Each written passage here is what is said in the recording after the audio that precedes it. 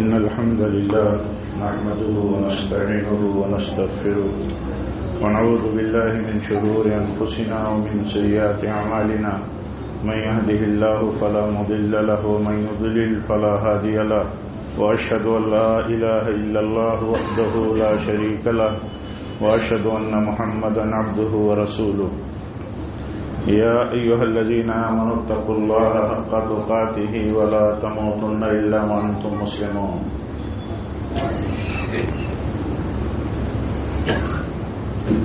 دینی بھائیوں، بزرگوں، عزیز نوجوانوں، پیارے بچوں، یہ رمضان کا مبارک مہینہ ہے، یہ تربیت کا مہینہ ہے۔ اللہ تعالیٰ نے رمضان کے ایک مہینے کے روزے کو یہ اسلام میں رکن بنایا ہے، اور یہ پورا مہینہ ایک طرح سے اللہ کی فرما برداری کا ذہن بنانے کے لیے، سوچ بنانے کے لیے، اور فرما برداری اور اللہ تعالیٰ کے حکم کی پیروی اور تقوی پر چلنے کے لیے اللہ تعالیٰ نے ہم پر لاگو کیا ہے۔ رمضان کے مہینے میں ایک مہینے تک روزے دار جب اللہ کی فرما برداری ثابت کر لے جاتا ہے تو گویا کہ ایک اسلام کا پلر اس نے مضبوط کر لیا ہے، یعنی فرما برداری اس کے لیے آسان ہو جائے گی۔ آپ اس نقطۂ نظر سے سوچئے، یعنی اس ڈھنگ سے سوچئے کہ اگر ہم اللہ کے حکم سے 14 گھنٹوں تک پانی نہیں پیتے، کھانا نہیں کھاتے، حلال طیب چیزوں سے دور ہیں، اپنی خواہشات سے دور ہیں جو حلال اللہ تعالیٰ نے میسر کی ہیں، اور یہ صرف اللہ تعالیٰ کی فرما برداری کرتے ہوئے کرتے ہیں، اور پورا مہینہ یہ سلسلہ چلتا ہے، آپ بتائیے اس روزے دار کے لیے جو اللہ کی فرما برداری کے جذبے سے، اس کا بدلہ پانے کی نیت سے، اللہ تعالیٰ کی رضا پانے کی نیت سے، جنت کے اندر ریان گیٹ سے داخلے کی نیت سے اگر روزہ رکھتا ہے تو وہ کیا وجہ ہے کہ اس بندے کے لیے، ہمارے آپ کے لیے دوسرے دنوں میں حرام ناجائز فسق و فجور کے کاموں سے ہمیں نہ روک دے؟ یہ سوچ ہمیں نہ روک دے گی۔ اسی سوچ سے ہم رک جانے والے بنیں گے، جس سوچ سے ہم ایک مہینے تک یہ تربیت لے رہے ہیں، اور تربیت ہم نے لی، ابھی یہ مہینہ دیکھیے چل رہا ہے، ہر سال یہ تربیت اللہ تعالیٰ ہمیں دیتا ہے۔ تو اس تربیت اور ٹریننگ سے اگر ہمارا ذہن بعد میں ایسے ہی نہ چلے کہ ہم حلال چیزوں سے بچتے ہیں اللہ کے حکم سے، پھر ہم حرام چیزوں سے نہ بچیں، تو اس کا معنی یہ ہوا کہ اگر ایسا ہوتا ہے تو ہماری سوچ صحیح نہیں ہوگی۔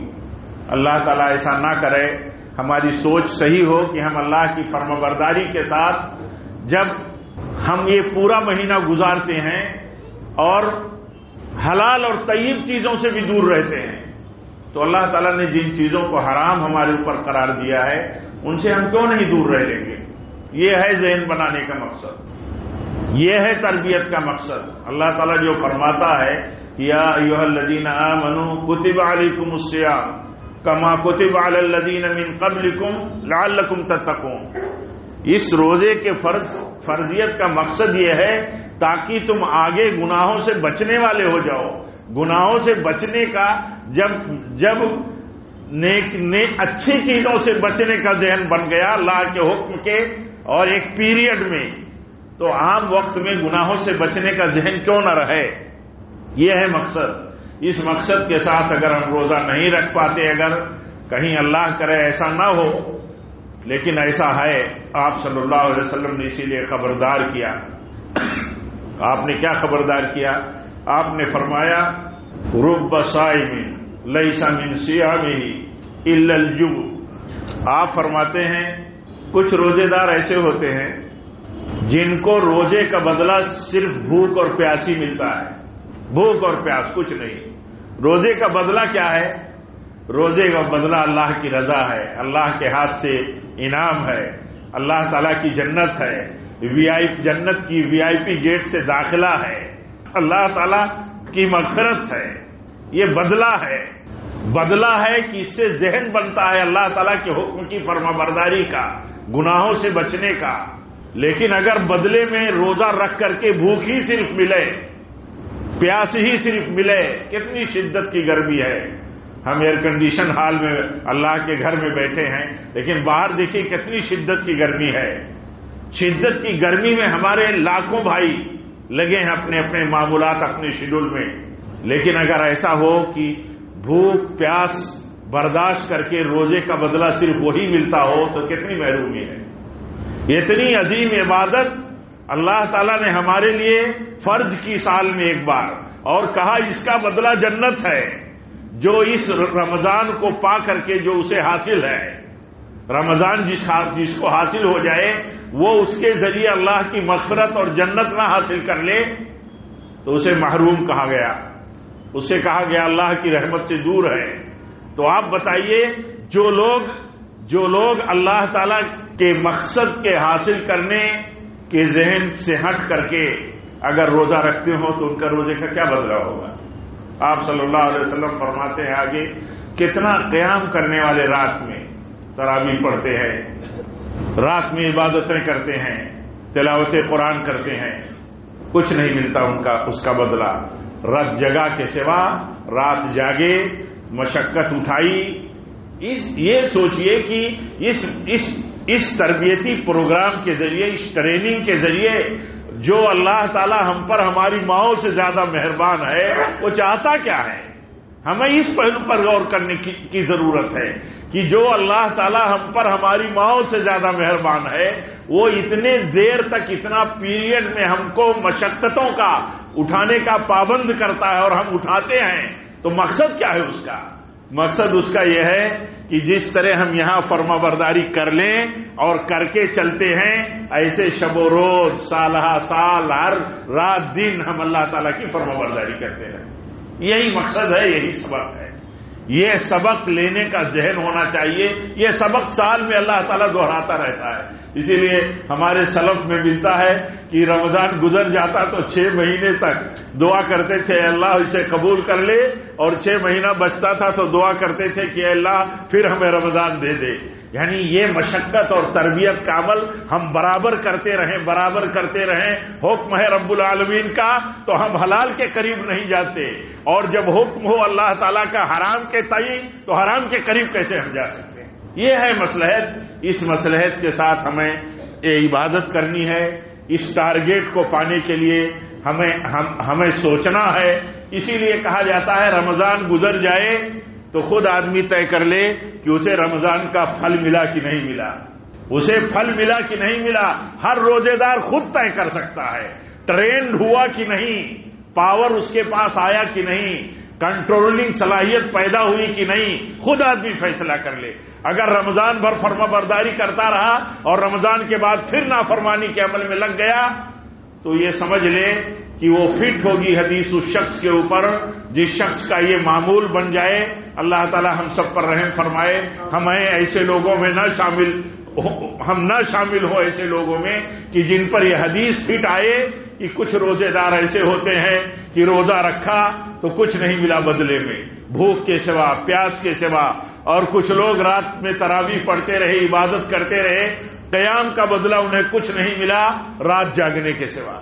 اللہ تعالی ہم سب پر رحم فرمائے۔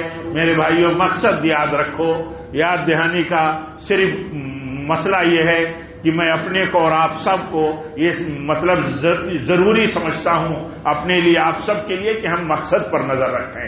مقصد کیا ہے؟ اللہ نے کیوں فرض کیا ہم پر 1 مہینے کا روزہ؟ اس لیے فرض کیا، اس لیے پابندیاں لگائیں حلال چیزوں پر، کم سے کم حرام چیزوں سے تو بچنے والے ہو جائیں۔ حلال چیزوں سے پابندی کے ساتھ گزر جانے والا، کتنے حوصلے سے ہم گزر رہے ہیں الحمدللہ۔ ہم روزے دار کتنی خوشی سے پابندی برداشت کر رہے ہیں، کتنا حوصلہ ہے، لگن ہے، کتنا لگن ہے۔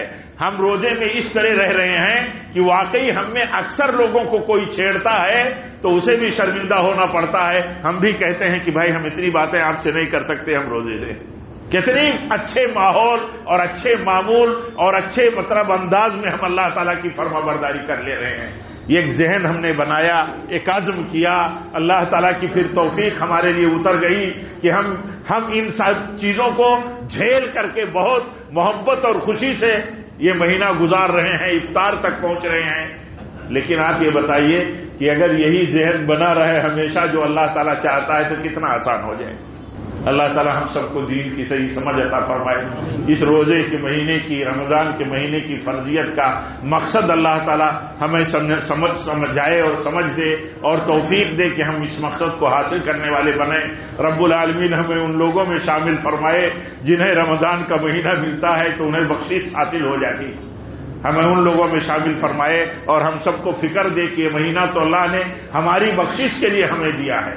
آگے ہم اللہ تعالیٰ کی فرما برداری کی زندگی جی سکیں، پاور پیدا کرنے کے لیے ٹریننگ کا عمل دیا ہے. اللہ تعالیٰ اس سوچ کو ہمارے اندر مضبوط فرمائے، یہ کنسیپٹ ہمارا مضبوط ہو اور ہم سب کی اس مبارک مہینے کی عبادتوں کو قبول فرمائے. ابھی کورونا کی بیماری سے ہر طرف آسانی اور نجات ملی ہوئی ہے، ہر طرح کی پابندیاں تقریباً اٹھا لی گئی ہیں. اللہ تعالیٰ اس طرح کی بیماری سے ہم سب کی حفاظت فرمائے، ساری انسانیت کی حفاظت فرمائے. رب العالمین جب تک ہم زندہ رہیں، تقوی پر زندہ رہیں، جو اصل مقصد ہے ایک مومن کا، جس تقوی کی بنیاد پر متقیوں کے لیے جنت اللہ تعالیٰ نے بنائی ہے. اللہ تعالیٰ اس تقوی پر ہمیں جینے کی توفیق دے، نبی کی سنت پر جینے کی توفیق دے اور مسلک سنت پر جمے رہنے کی توفیق دے اور اسی پر ہماری موت ہو. وآخر دعوانا الحمدللہ رب العالمین.